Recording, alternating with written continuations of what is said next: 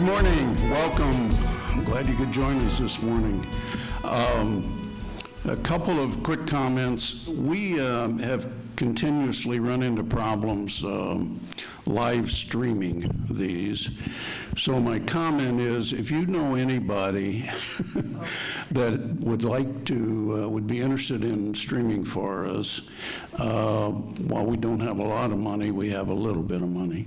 So if you have a high school, you know, the impression I get is that there's literally thousands of people in Springfield can do it on a like that, and I've been trying to find one of them, and I've not had much luck. Now, we streamed it last month, and I apologize that we're not streaming this one, but we're glad you're here. The other comment, our April meeting is the fourth Friday instead of the third. I believe it's April 22nd, and that will be on the new transportation hub, the county building expansion, and Amtrak station, and everything that's going on over on 9th and 10th. And so that's the planned program for April. This morning, I thought it would be timely to have the two people who clearly know the most about the city budget to join us. And as you all know, the budget was passed the end of February. It's effective March 1st and runs through February 28th of 23. This budget is a little different, well, a lot different, actually, so I'll let the experts discuss that. It is much higher, and it obviously has a lot of activities and projects. So we have with us today the Honorable Mayor Jim Langfelder, City of Springfield, which we're very pleased that he could join us, and the Budget Director, Bill McCarty. And I think we'll just start off at this point with Bill, and I'm going to move over to the right so I think you can see the slides better. So Bill. Can you all see this, or does he need to turn the lights down? Everybody good? Well, good morning, everybody. Ladies and gentlemen, appreciate you coming out today to express a little interest in the city budget. What I'm going to do today is sort of an abbreviated version of the budget overview that I always give to City Council as we kick off the hearings in January. We go through that, and I think the mayor's going to have some comments, and of course we'll leave some time for some Q&A at the end, except for Alderman Donilon. I know he's itching to ask questions, but remember, you only get to do that to me on Tuesday nights. So this morning, everybody else gets to ask the questions. So Bob alluded to it. This budget, surprisingly, is very different, and different in a positive way versus what we've done. I'm now, in May, I'll be at my 11th year in this position at the city, and I don't know that I've ever seen a budget quite like the one that we've put out and the mayor has put out for fiscal year 23, which just started on March 1st. And the reason why that is because we've got so many things in it, so many new projects, and we'll talk about some of those. But it's very strange to think that we're in a position to do that coming out of a pandemic. When the pandemic started back in 2020 and everything went on lockdown, the very first thing the mayor and I talked about that day was we've got to lock down spending. And he sent out an executive order to all the departments stipulating that they needed to essentially control their spending and stop spending wherever, whenever possible. And that's one of the reasons why we're in the position that we're in right now. Let me see if I don't know that you're, am I too far away, Mr. Tech Guy? Oh, it worked that time. Maybe I got to do that.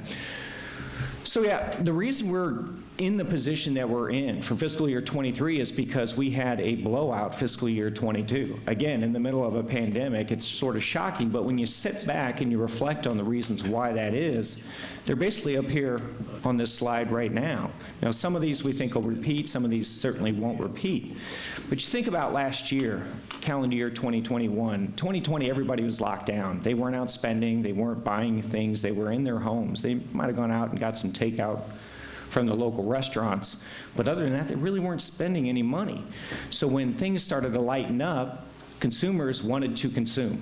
And they did in 2021. We saw a huge increase, not just in Springfield, but nationally. People everywhere went out and they spent a ton of money buying the things that they wanted to buy, buying the things that they couldn't buy in calendar year 2020. One of the things that helped them do that, not just the fact that they had the pent-up demand, but the fact is the federal government was very generous over the last couple of years. Not just to them, but also to local and state governments like the city of Springfield. You had enhanced unemployment benefits.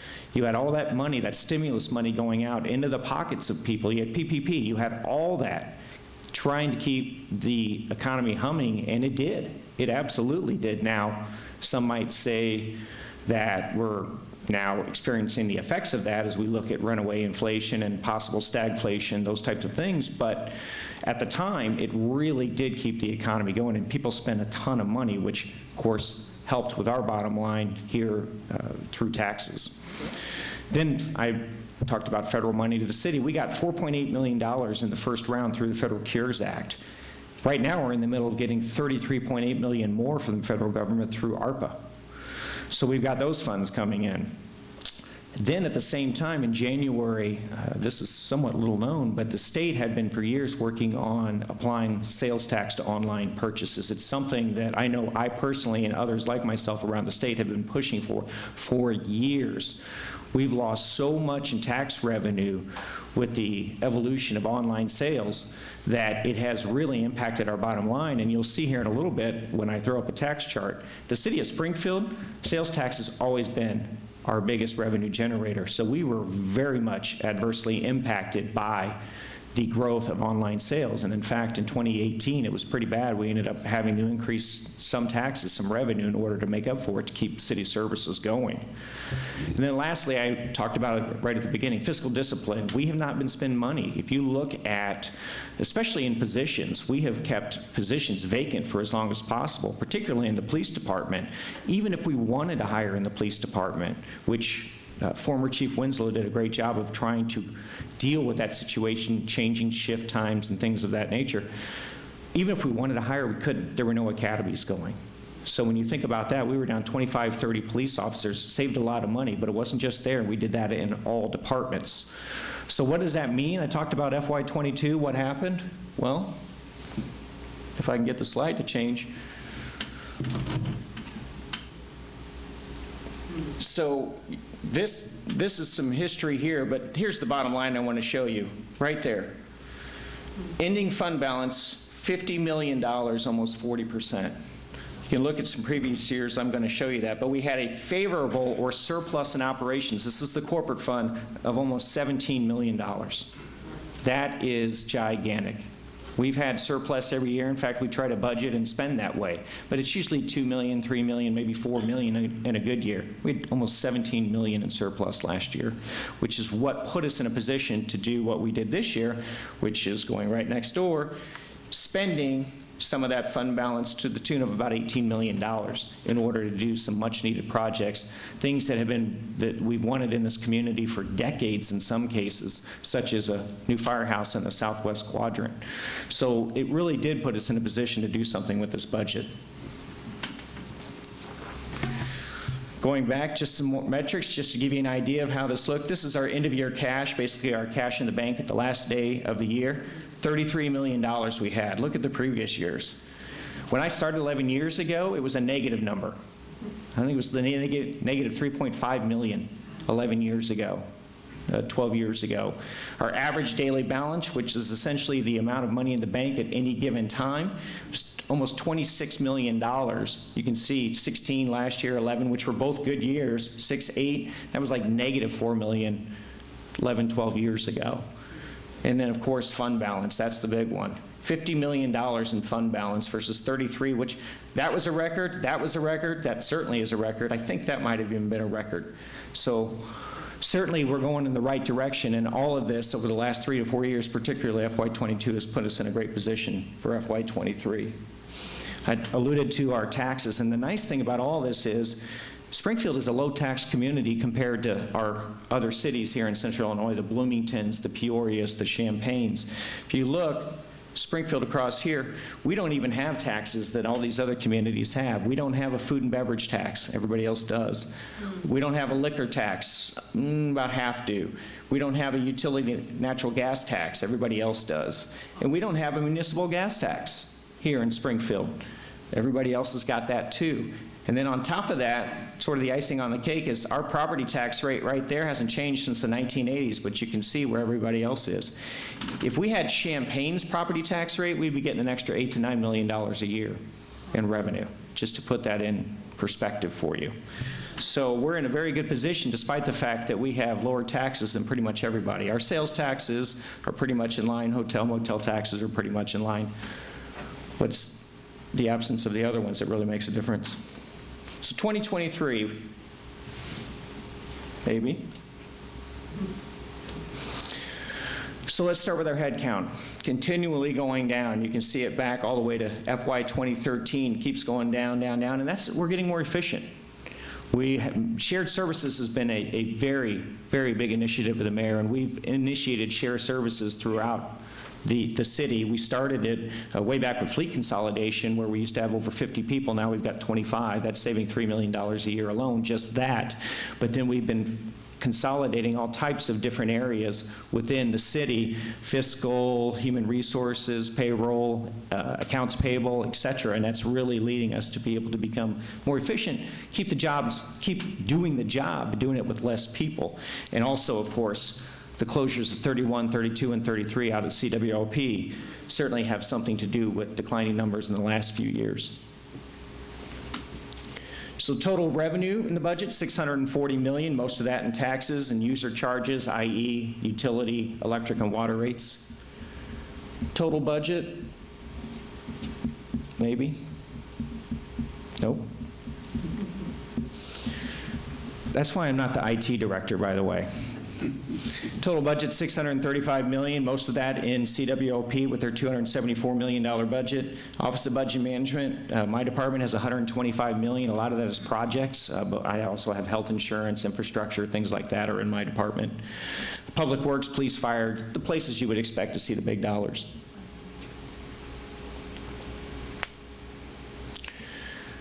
Corporate fund only, we're looking at $182 million, most of that in sales taxes. I talked about that. But then you see right up there, ARPA, $24 million, $25 million. That's that money I talked about, a lot of projects.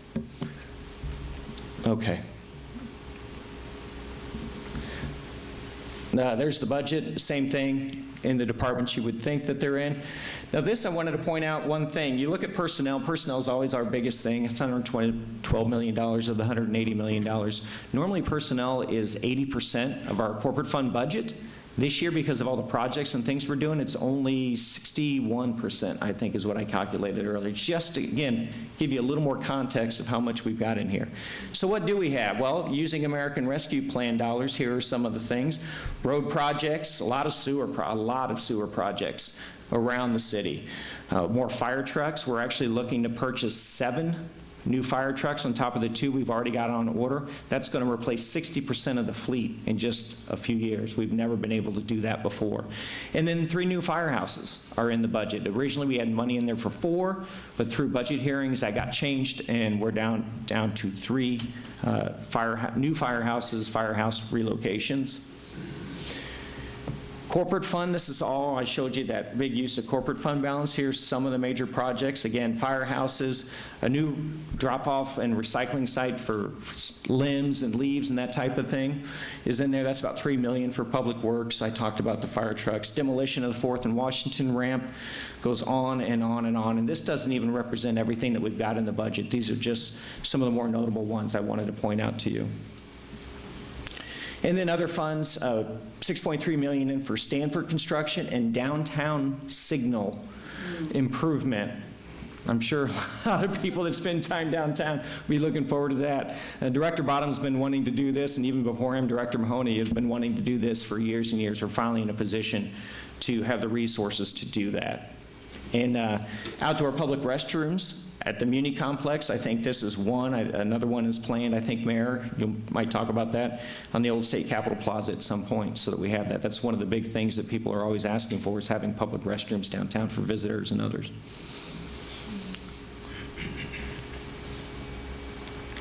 I think, I can't leave without talking about this. This has been and continues to be and will continue to be our single biggest obstacle: police and fire pension obligations. Right now, we're required to be at 90% funding by 2040. This is what that looks like. The gray shaded area down here on the bottom represents the totality of property taxes that we're going to collect between now and 2040. It's around $500 million, give or take. But this is the payment, which means this red area has to come from other areas, other resources, whether it's sales taxes, whether it's use taxes, doesn't really matter. Go back one. Is that how I'm getting, am I getting the hook? Is that what that is? No, you got to go back one. Go ahead. I thought I was getting the hook digitally. There you go. Here we go. Anyway, so pensions, that means around $350 million have to come from other areas. Well, guess what? We're using those other resources for operations, for fire, for police, for public works, to fill potholes, et cetera. So if we can continue to control our spending and revenues perform well, we'll be in a much better position.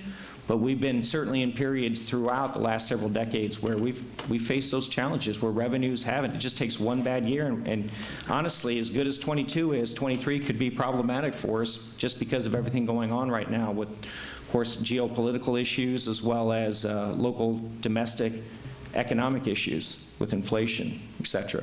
So in summary, I don't need to read all this necessarily, but FY22 is really good. We've got a lot in FY23. We're going to remain a low-tax community for now, certainly, hopefully into the future. But everything's not rosy. We have plenty of challenges ahead. So I will now let Bob take it back. Very good. Thank you, Bill. You're welcome.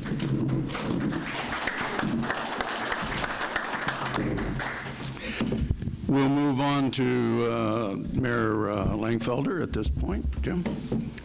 Well, thank you, Bob. Good morning, everybody. Thank you for being here. And I just want to start off piggybacking on what Director McCarty started with and read an opening statement to give us some perspective of where we're going and where we've been.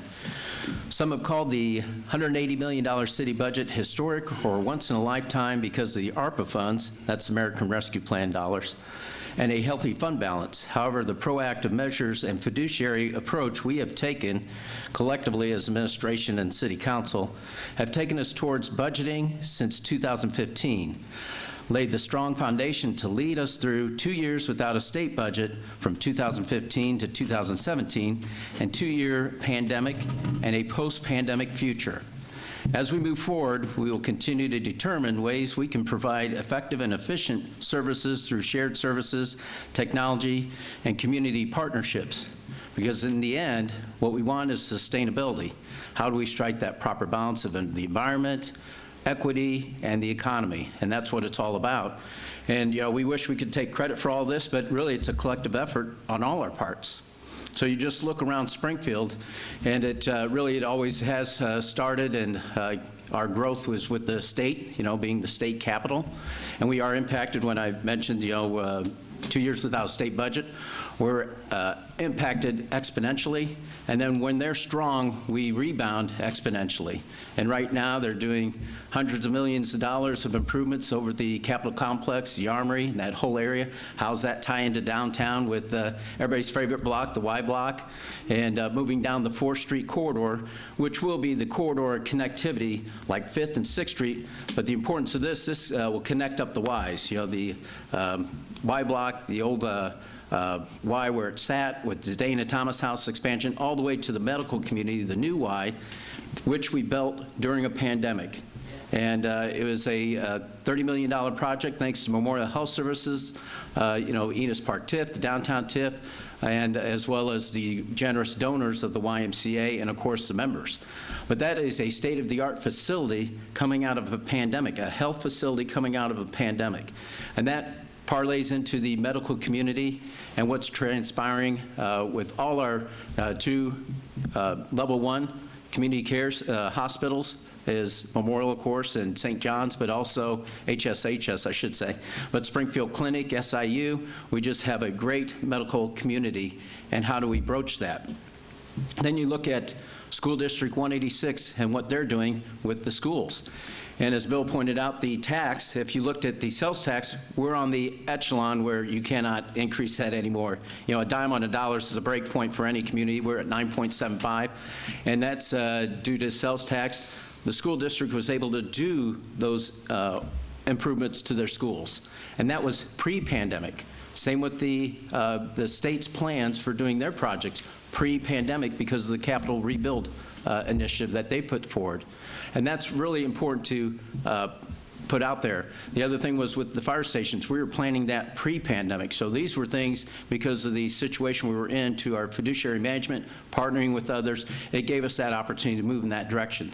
But one key component, which will be discussed next month, the hub and the rail project, that continues to be on time, on budget. Time will tell with the remaining parts, but some people didn't think that would happen. It's actually going to happen. And the one move I will talk about is the Salvation Army move. That was we moved them from where they were, you know, really close to the tracks, 80 trains a day, moved them out to the Old Gold's Gym, readapted that space to help the community. And also, by doing that, it realigned the properties to give the footprint for the hub. It opened up the floodgates so you can move the buses off Capitol Avenue over there, and then rearrange the properties. Now Horace Mann, one of our largest employers, has room for expansion not only to the north where they were, but also to the east. And then you have Sangamon County and doing their expansion right there. And so that's going to build on both sides of the track, you know, not only the 9th Street side, but the 11th Street side. And how do we connect all of that together? So that's very important. But the other thing, I talked about the medical community. Post-pandemic, it's all about healthcare. And when we promote through the SSGA or the chamber and all of us trying to work together to attract businesses, we look at our industries, right? We have the medical community, we have government, we have education, technology. And what we need to do is attract businesses that complement the ones here for a stronger future for all of us. And so we're looking for those complementary businesses. But what plays into that, of course, is technology. So we're trying to parlay into our fiber and build out our fiber. And pre-pandemic, we were looking at the digital divide already. We did a survey, and I think it was 2019, of zip codes 62701, 02, and 03, because we knew the internet wasn't sufficient to the level that other areas of our community enjoyed. And so what we're trying to do is build that up to a greater capacity. We build out our fiber to 40 gig capacity. The goal is to build it out to 100 gig capacity. And what that means is you can attract a lot of businesses with that. You just look at Nashville, Tennessee, and others. They've really taken advantage of that. And just by marketing it, that's all it took, really. And then the businesses came because they wanted that capacity. So for us, what we're looking at is partnering. The state of Illinois did give us a technical assistance grant. We do have a community group, and Faith Coalition has pushed this initiative, which we appreciate. But our future, as we all know, is our children. And we look at the workforce. One of the things that weren't on there is how do we provide the workforce of the future? And everybody talks about, and even I thought, well, it's the paychecks that went out, you know, or the assistance with the pandemic that went out. But nobody's really mentioned the retirements, you know, the baby boomers. And a lot of them were expected to retire. I think they retired sooner than expected because of the pandemic, and that created a void in the workforce. So you double that with the others that you just don't have the numbers. But what we're trying to do is how do we redevelop the workforce, and that's through our young people. And that's the importance of fiber, because if you look at, not to pick on I3 broadband, but we're partnering with them. We've talked to them and Comcast and AT&T about how do we expand access to the fiber. And the city has the infrastructure. They're doing it out west because that's where the rooftops are, that's where they can get the money that they'd like for a for-profit entity. But can we have them jump across town and do that deployment through the east side and through downtown and through the medical area and redevelop those, because that's how we can use or drive economic development through that fiber usage. So we're looking at those potential partnerships and moving that direction. And then, of course, when you're talking about fiber, the Innovation District, that's going to happen. UIS right now is looking to expand Innovate Springfield. hopefully along the 4th Street corridor. I'll let them break the news whenever they so choose, but we all know there's $15 million in the state's budget right now. All it needs is the deployment to UIS, and we can move forward in that direction. So the one thing we will be doing is bringing down that ramp that needed to be brought down for a while on 4th and Adams, and that was in the planned stages, I should say 4th and Washington. And then we'll redevelop with regards to that to complement what's happening in the area. And then you look at the TIFs. You look at the Enos Park TIF, Springfield Housing Authority TIF, which is the old Madison Park Place. We're going to extend that to North Grand, which complements what's happening with Langfelder high school development. And then we're trying to expand it. We've already expanded the boundaries to take in all of Pillsbury, and that way we can help with the dilapidated housing in that area, improve the Pillsbury development in itself. And I will go on record, the only thing we wanted to allocate so far is the environmental phase 2 study, so we know what we're dealing with when we're trying to eradicate or bring that property into a development phase, which could be a solar farm or who knows what the future can hold. But we do have interested people in that, and we will move forward with that. So the other type of partnership we've done, and you know, quite honestly with Springfield, sometimes you do things because it's the right thing to do, regardless of the criticism, and we've done it, and we partnered with the Park District. And we have a strong partnership because we have underutilized assets right here. And one of them, the city used to own, we don't anymore, is Comer Cox Park and Chamberlain Park. And so what we're doing is creating a teen empowerment zone and really have a space for teenagers. And what struck home for me when we were looking at this, I apologize if all of you have heard this, but I think this is important to tell because this crosses a lot of different areas and cultures and our history. An individual told me that used to be involved in gun violence with John Hay Homes. He told me, you know what we see from police, and he's a grown adult now, he's working and everything else. I said, he asked, do you know what we see from the city? And I said, no, what do you see? Police. He said, we don't see investment, we see police. It used to be in John Hay Homes, you used to have a community center there, and then you had the Boys and Girls Club, and then the old UCP buildings used to be District 186 Inc. That used to be a community center. They used to have mentors that helped the young people so they wouldn't get in trouble. Now we're seeing a higher acceleration of gun violence with young people. And that's what we're trying to change. And kudos to Chief Winslow. We had the best chief possible during a pandemic.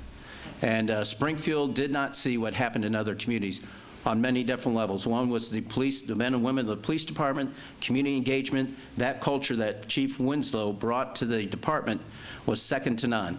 And then that goes to our form of government and the aldermen and alderwomen's involvement in the community. That goes a long ways with that, but we didn't see that. And that's what we're going to build upon, is that continued community engagement, because it just doesn't happen like a flip of the switch. It's years and years of development. So that teen empowerment zone, that's what we're looking at, is developing that area like an ecosystem. So you have the Salvation Army's community center out there, then you have the Boys and Girls Club, you have the great asset of Comer Cox Park, where the Park District, with the city's help, has funded projects or program projects this past summer and this summer, and we'll continue moving that direction and redevelop Chamberlain Park and have a connectivity all the way from South Grand to envelop that entire area. The other parts I will mention, as Bill said, with safety with the fire department, we've had reports for decades to move the stations, and so now we're moving 2 stations to relocate them. One the southwest quadrant is a new station, but credit to Bob, he understands this. We have the staffing level for 14 fire stations, but we only have 12 stations. So that tells you the manning issue, because it drives that number up. That's why we couldn't build them. But we were planning to build them, but ARPA has helped, because we're allocating at least $1 million per location for that. And thanks to Senator Durbin and Senator Duckworth, they made it happen, because it only passed by 1 vote, so I'm not sure which one's going to take the credit for the tie or which one takes credit for passing, but those 2 made that happen, not only for Springfield. We received $34 million. Sangamon County received about the same amount. The school district received $100 million, and then all the cities throughout the country. So thanks to our 2 senators, that made that happen. And then, so you look at that with the importance of moving those. We have our westward growth, and now we're finally moving stations in those areas that need it. The other thing is with the equipment, and we're looking to sustainability. It's just not a flash in the pan.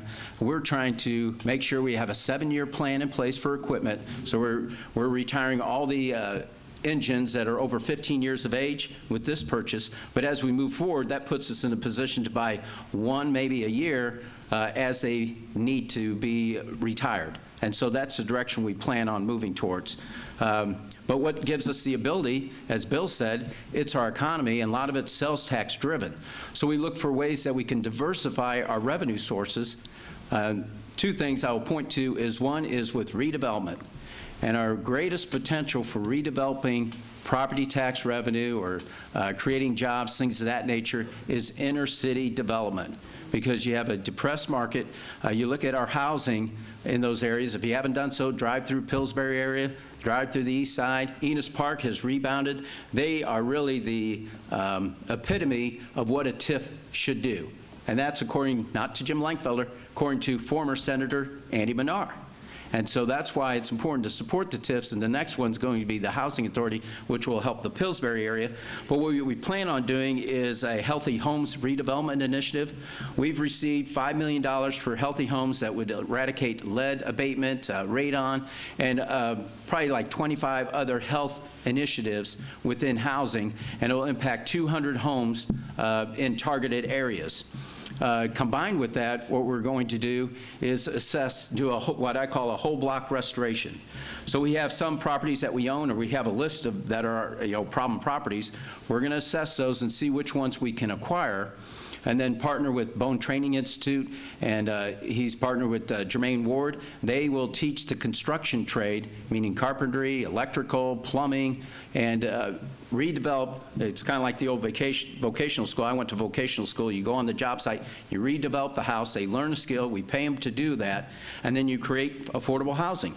And in the process, you're redeveloping, you're rebuilding the area.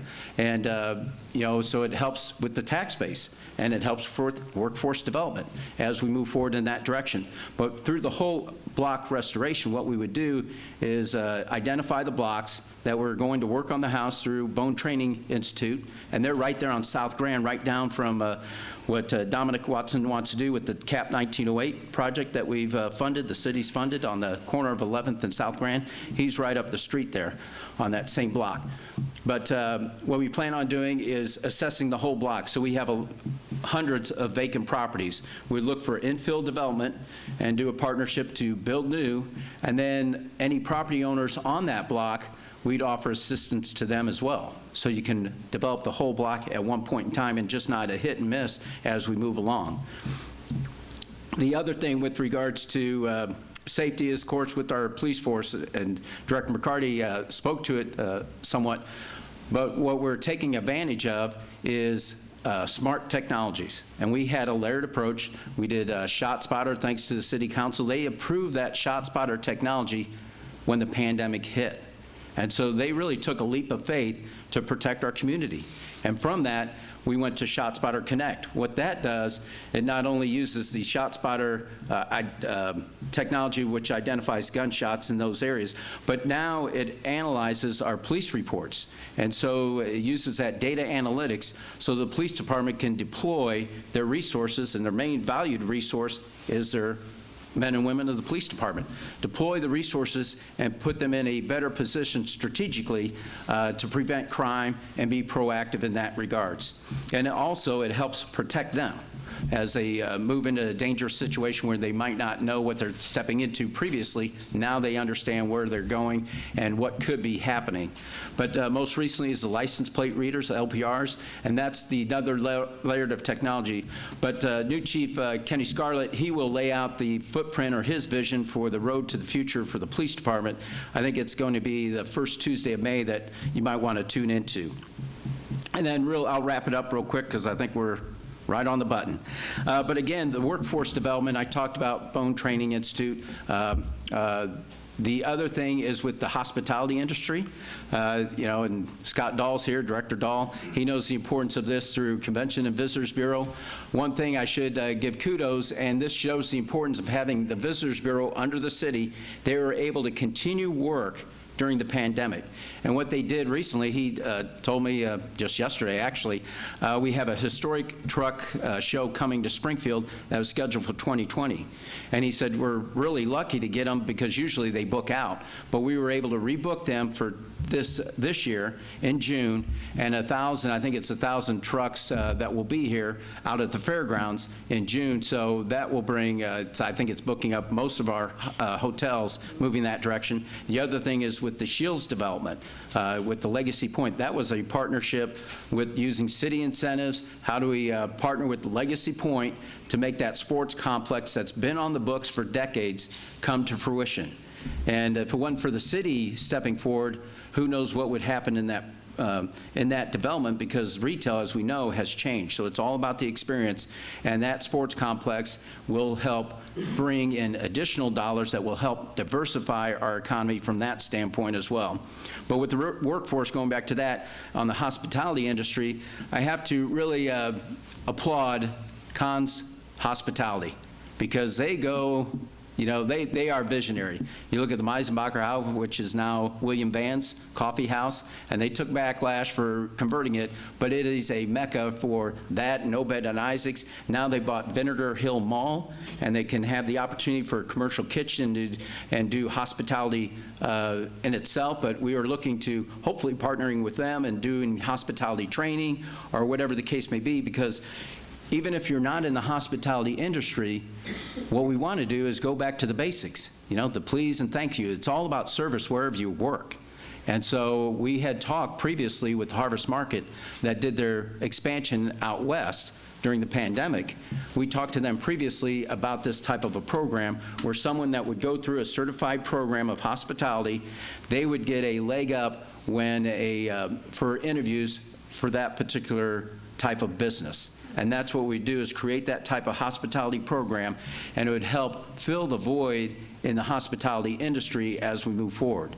So the other part, of course, and I can go on and on, but I'll cut off here. We are looking for the city of Springfield and ourselves with the future workforce of the police, fire, future linemen and women, with our engineers out the utility, public works. So we will continue to do that and move forward in that direction to try to tap into our young people and show them the opportunities that are right here before their eyes and build our community together. Very good. Thank you. Thank you, Mayor. We'll go to the audience here in a minute. Alderman Donnellan has a microphone. I can't see a damn thing. He's back there. You're not the only one. So we will start, but I have a quick comment, but I don't really want long answers. Okay. And maybe you don't even want to answer. But a couple of things you mentioned. One was 4th Street. Is there money in this budget to convert 4th and 7th to two-way streets? Yes, but I'll let, according to me it is, but Director McCarty, is there money in the budget? Yes. Very We'll good. find it. Very good. In the federal legislation, there was, very good, thank you. There was a strong suggestion that the entities who received the money, in this case, the city got about 35 million or so, the county got 35 million or so, school district got 100 million.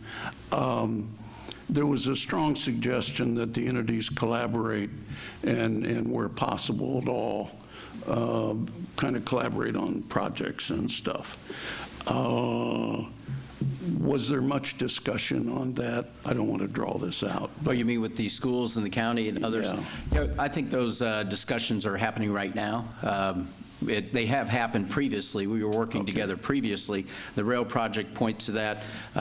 One thing with the schools, we partnered in many different facets. We're adding a resource officer this year.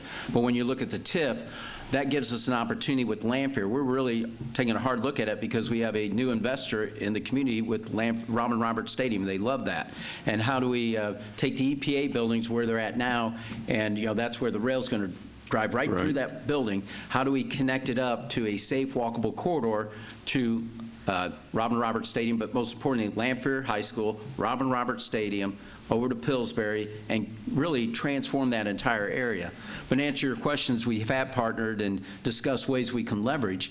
Of course, everybody has their other, their own projects that they want to see to fruition, and so they have the priority. For the county, it's the hub, of course. For the school district, it's the schools, the redevelopment of those areas, which we'll partner in both of those. But the park district, they didn't receive as much. That's why it was important to create those outdoor spaces, because the pandemic told us the value of property.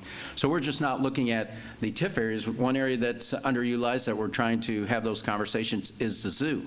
And, Center Park and the beach. I mean, that could be a great venue. It just takes those resources and how do we work together to make something dramatic happen. But it's just not public sector, it's the private sector. And I will give a shout out to Ed Curtis and Memorial Health Services. In 2 weeks, they're going to open Medics First ambulance in partnership with Memorial. Right there, they're taking a shop and save and readapting it to a ambulance center. If you heard Chief Blau, we know that how important that is. And so that's transforming how we deliver paramedic services to Springfield. And he's done that with Hay Edwards School, things of that nature. So he knows the true value of adaptive reusing and the importance of private-public partnerships, which we really appreciate. Very good. Jim, we'll go to the audience now. You have this is an opportunity that you don't have very often. So please jump in. And remember that you are asking a question. You're not the speaker today. Jane, go ahead. Okay. Is there money in the budget to help address the homeless situation as the strategic plan comes out this spring? Yes, we have $2 million from HUD that can be used for a homeless initiative. And we've received, the challenge for us is to, how do we increase our allotment through HUD with our annual community development block grant funds. And the way you do that is address people on the streets. We have to get people off the streets into a better, I call it the ladder of supportive housing. People on the streets, they're not even on the ladder of housing. First ladder, or the rung, first rung, of course, would be the overflow shelter. Next rung would be like Helping Hands, Contact Ministries, Inner City Missions, those great organizations. Next rung's the Housing Authority, Habitat for Humanity, and maybe we identify some of them to go into home ownership.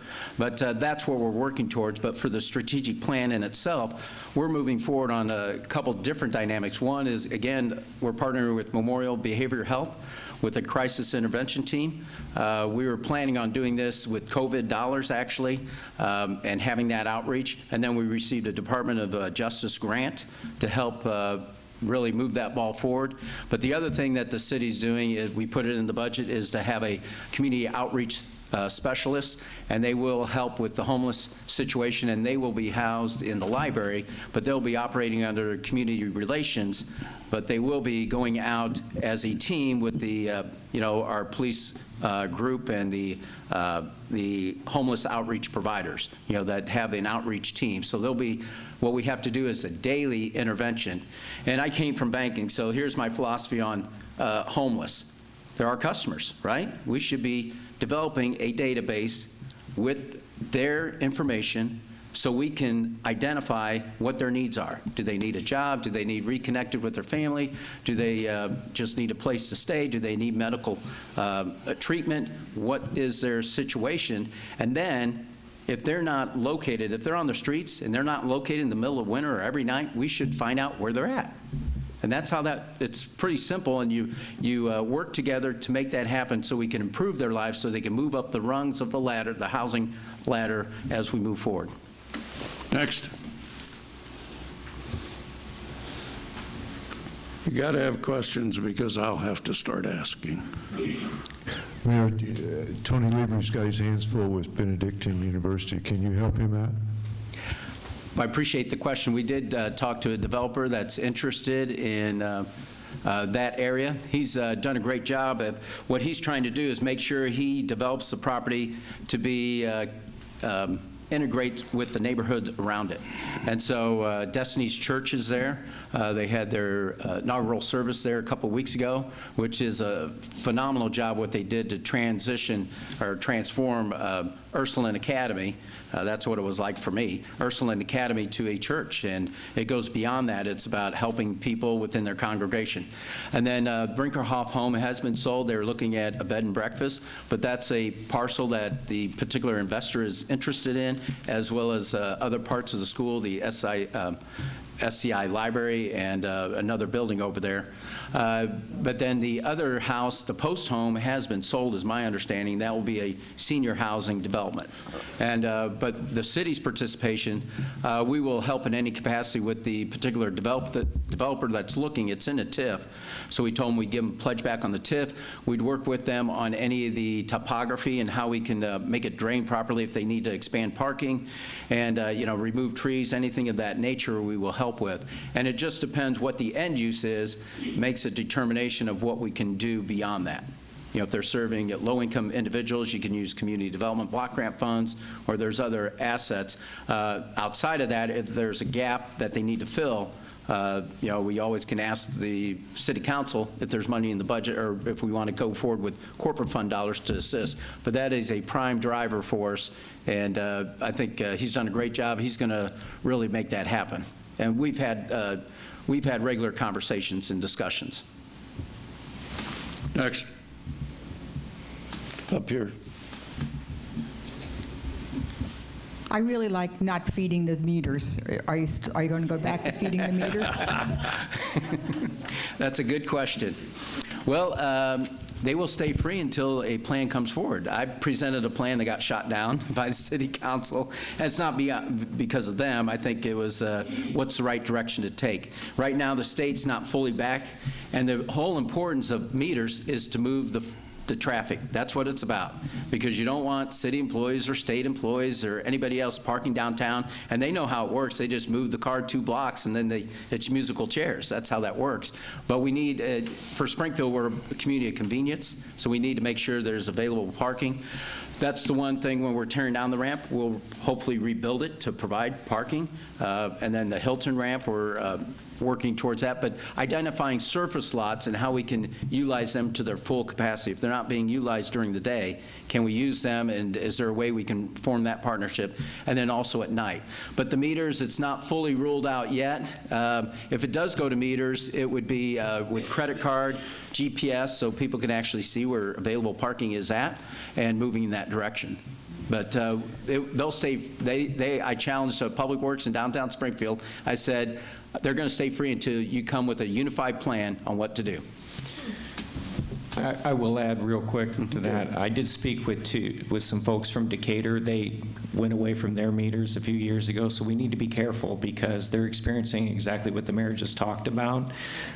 They used to have employees who were paying for monthly parking in ramps and in lots, and then once they went to free meters, they started parking on the street. So that really cut down on availability for those coming into downtown for business at City Hall or to shop, whatever the case may be. And they would just go out on their breaks every couple hours or so, and they would just swap spots with one another, and there was nothing the city could do about it. So we do need to come up with a plan, and we need to be careful. But yes, it's very nice, I grant you that. But right now, the state's working at home. They start coming back to the offices, you're going to have an awful lot of people downtown who might want to take advantage of free parking. And you might not find a spot if that happens. Yes. Yeah, that's where we're looking at. My question's about the 3rd Street rail corridor conversion. Is there forward planning and coordination going on in regards to that? And is there some money set aside for that conversion to take place in the coming few years? Yeah, this is the benefit of having a senator that understands the operations of the city, and so having former Alderwoman Turner in the Senate really helped because she set aside money for that planning phase. We just had a meeting about this week with Hanson engineers or Hanson professionals and the county and the city and of course Senator Turner on that plan phased approach. And then most importantly, you can develop the plan, but how do you implement it? And so that's what we're trying to identify, those resources to move it forward for completion. Good. Paul? I just have. Hang, get the mic. I know you talk loud. Here you go, sir. Thank you, sir. My only comment in regard to the baseball team at Robert Stadium, I've been working with them quite a bit. The Lucky Horseshoes. I only have a few schedules here with me right now, but you're welcome to take these. And I may be able to provide some other background if necessary. Thank you. And over here, I'm just going to piggyback real quick. The excitement about that is their promotion. Jamie Toole, he's from minor league system, but Jeff Jarrett, any of you wrestling fans, but he was with the WWF, I think, but they're having WWE at the Bank of Springfield this weekend, but he's a promoter. I mean, that's what they do, so they're going to accelerate what's going to happen there with excitement, but we can't thank the previous owner enough with regards to keeping it going, and then they'll build upon it. Good. Question? Yes, looking at your chart on the pension issue, what is your plan for addressing that rather than to come back and say we've got a problem next year and next year and next year? What's the game plan for addressing pensions? Well, part of it's already been in place for quite a while now, and that is the city can control some things. We can control the number of employees. We can control the amount of salary increases, those types of things. But in reality, the major control is at the state level. And one of the things that the mayor, and not just this mayor, but other mayors have been talking about is what will the state do? Can they make some changes? One of the big changes in working through Illinois Municipal League that has been before the state legislature in the past and continues to be now is changing the ramp, the amortization period from 2040 out to 2050. It's been done for almost every other pension fund in the state, including the city of Chicago. It hasn't been done for downstate police and fire pension funds as of yet. That's one thing that could potentially provide and alleviate. And yes, nobody wants to, people use the term kick the can down the road, but the reality is it's like a mortgage. A lot of people have 30-year mortgages knowing that they're paying a lot more in interest, but it's what they can afford because they also have to put food on the table. They also want to do things. So you pay more over time because that's what your resources allow for you to do. The pensions work the same way. So that's something that could help. There's also a proposal to change the funding level. It used to be 100% funding by a certain time, by 2033. Then it changed in 2011, in Tier 2 reform, it changed to 2040, 90%. Now there's talk about maybe going down to 80%. In reality, that would be plenty because you're not going to have everybody retire at once. It's a constant ebb and flow. So that would also provide and alleviate our cash flow pressures when it comes to pensions. So those are two major things right there. Now, there are other things you can look at. You can look at revenue enhancement, but nobody, the mayor and the city council, they don't want to increase taxes any more than you want them increased. That's one. We have one alderman who he's very passionate about it, but even he hasn't really brought forth any major tax increases. I think one time you might have mentioned property taxes. Just knowing it's very difficult to do. So you're sort of in a trick box. What you do is you control your spending, you control your salaries, you control your number of positions, and then you do your best, and that's where the mayor comes in and his team, to economic development, grow our revenue base naturally, not necessarily through tax increases, to be able to deal with that. Now, whether or not we can do it because it's raising exponentially, time will tell, but that's where we are right now, and those are all the things that we've got going. And then sort of a last resort, something that we could look at, but really not something that's necessarily recommended. You could do pension obligation bonds. A lot of communities are doing that.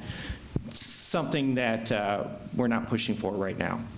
A couple of items that I'll interject on that. One is that through the legislature, municipalities would have to pay or increase property taxes. That's right in legislation if they cannot make their payment. So it's important to understand that we're at the max on our property tax, not because of Springfield, but you look at the school district and all the taxing bodies, we're competitive right now, but we don't have any room to increase it. So it's through the EAV, you do that through, that's equal assessed valuation through economic development.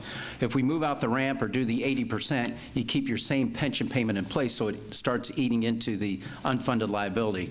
And lastly, we are putting a working group together with the consultants plan that we just had, which will include the union and administration, and coming up with solutions on that, implementing that plan, but also we'll ask them to take a look at solutions for the pension. Thank you. With that, I'd like to thank the mayor for joining us this morning. Thank you, Bob. It was excellent. We appreciate it. Bill, thank you again. Thank you, Bob. Enjoy. And that concludes our program today, but we have one quick announcement that I couldn't understand. Thank you, Mr. Chairman. If the chair would entertain a committee announcement, this organization has been around for a number of years and done great work in the region, in this whole area. There are two things upcoming that's going to have an impact on its future. One is a board retreat coming up soon. The second is the nomination and election of board members and officers, which will be coming up at our annual meeting June 24. Is that correct? Fourth Friday of Fourth June. Friday of June. I don't remember. I'm asking that anyone who knows someone who you think would be an outstanding candidate for a board position or as an officer, to let a member, myself, Bob, a member of the committee, know. John Kelker's on it, Dr. Bunch, where's Beverly? There, Dominic Watson and Angie. I don't think Angie's here today. Let any of us know if you have an interest in serving. You're a member of the organization. We'd like you to let us know too. We're just casting our net widely. Thank you. We stand adjourned. Thank you for coming.